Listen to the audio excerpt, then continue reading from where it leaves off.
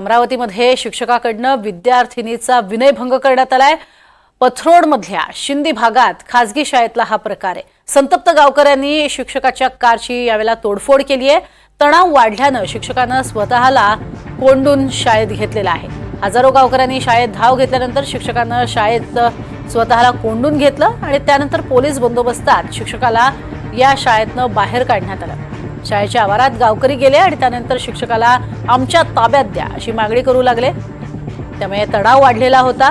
त्यानंतर शिंदी गावामध्ये मोठा पोलीस बंदोबस्तही तैनात करण्यात आला आणि त्यानंतर परिस्थिती नियंत्रणात आणली गेली। तर शिंदी गावातली ही दृश्य आपण बघतोय। शिक्षकानं आधी विद्यार्थिनीचा विनयभंग केला आणि त्यानंतर ही बातमी पसरताच गावकरी या शिक्षकाला मारण्यासाठी धावले आणि त्यांनी स्वतःला या शाळेमध्ये कोंडून घेतला। त्यानंतर पोलिसांना हस्तक्षेप करून शिक्षकाला बाहेर काढावं लागलं।